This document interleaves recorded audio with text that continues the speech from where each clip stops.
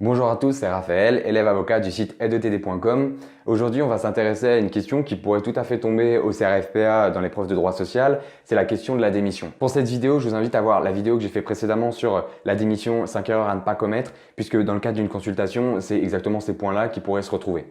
Alors le but, c'est pas de voir la question de la démission sous l'angle du cas pratique, parce que ça, c'est assez simple finalement. La démission, en fait, c'est toujours le même plan. On va avoir qualification de la démission, donc on a des conditions pour pouvoir qualifier de démission, notamment une volonté sérieuse, une volonté non équivoque, etc. Et ensuite, on a les effets de la démission. Là, ce qu'on va essayer d'aborder dans cette vidéo, c'est si jamais il y avait une consultation et le salarié vient vous demander conseil parce qu'il ne sait pas ce qu'il doit faire, il ne connaît pas ses obligations, il ne sait pas s'il doit respecter un délai de préavis, etc.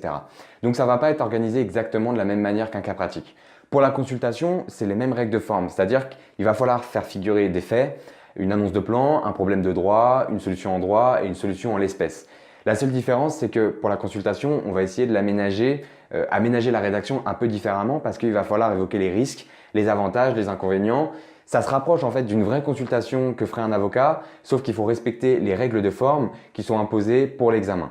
Donc comment on ferait là ici? Si le salarié vient nous voir, il faudrait d'abord essayer de qualifier ce qu'est une démission et pour pouvoir le distinguer de ce qu'est une prise d'acte. Parce que le salarié peut venir vous voir et vous dire par exemple qu'il souhaite démissionner parce qu'on ne lui a pas payé ses heures supplémentaires.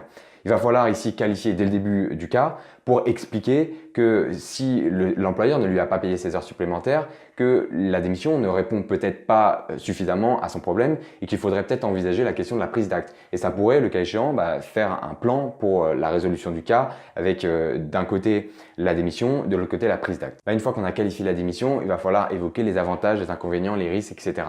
Alors on va évoquer certains points successivement, mais ils pourraient très bien être évoqués pas dans cet ordre-là et dans un autre ordre, c'est tout à fait possible. D'abord, il faudrait expliquer que cette démission va priver le salarié de ses indemnités de chômage, sauf exception. C'est le premier point. Deuxième point, il va falloir évidemment évoquer la question du préavis. Il va falloir conseiller le salarié et lui dire qu'il a intérêt à respecter le délai de préavis, d'avoir trouvé ce délai de préavis, expliquer qu'il peut se trouver dans différentes sources, soit dans la loi pour certaines professions, soit dans la convention collective, soit les usages et dire en pratique les délais de préavis. Une fois qu'on a fixé les délais, il va falloir dire la sanction si jamais le salarié refuse de respecter ce préavis et si il n'est pas prêt à prendre la sanction, il va falloir trouver des solutions alternatives et par exemple lui dire qu'il peut très bien demander à son employeur signer un accord amiable pour être dispensé de préavis même si ce préavis ne sera pas payé. Ce n'est pas une vraie dispense de préavis mais c'est tout à fait possible aussi. Une fois qu'on a vu ces points-là, il faudrait aussi évoquer, et ça peut être intéressant dans le cadre de l'examen du CRFPA, de faire travailler sur d'autres points de cours et notamment de faire travailler sur la question de la clause de non-concurrence. Si le salarié vient vous voir et vous dit que voilà, il a un contrat de travail avec certaines clauses dedans, il faudrait expliquer que la clause de non-concurrence, il faudra la définir et dire quel est le risque pour le salarié qui démissionne. Est-ce que la clause de non-concurrence reste applicable?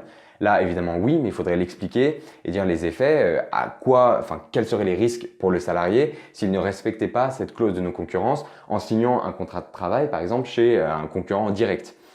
De même, il faudrait parler de la clause de dédéformation si le salarié en a parlé. Si ça ne figure pas dans les faits, il faut l'évoquer vraiment très rapidement. Si ça figure dans les faits, évidemment, il faut le détailler.